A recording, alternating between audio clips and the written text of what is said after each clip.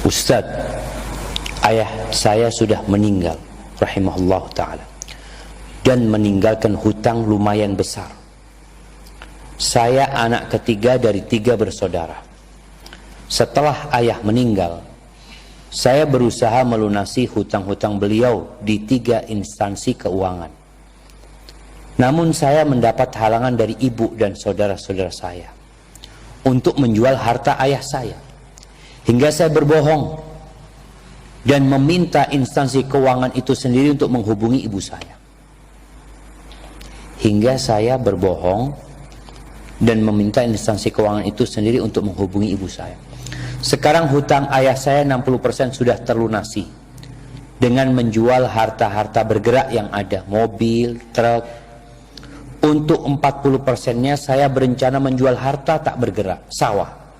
Dan sampai sekarang masih sulit dijual, di mana keluarga juga masih terlalu enggan untuk menjualnya. Pertanyaannya, jika saya meninggal saat hutang ayah saya belum lunas, apakah otomatis saya menjadi orang yang meninggal dalam keadaan berhutang? Karena hutang ayah adalah kewajiban anak. Baik, barakallahu fikum jamaah. Ini penting sekali pertanyaan ini ya. Karena banyak masyarakat yang masih nggak paham dengan hukum waris. Kapan warisan itu boleh dibagi? Kata Allah Azza wa Jal, min ba'di wasiyatin yusa biha aw dain. Setelah wasiat ditunaikan, hutang dibayar. Jadi selama itu belum dilakukan, nggak boleh ahli waris itu membagi warisan. Maka kalau dikatakan apakah ini otomatis jadi utang anak? Enggak. Yang pertama, utang ayah itu bukan utang anak sebenarnya, tapi termasuk kebaktian anak melunasi utang ayahnya. Tapi dalam kasus yang ditanyakan ini, sebenarnya ayahnya punya uang untuk melunasi utang.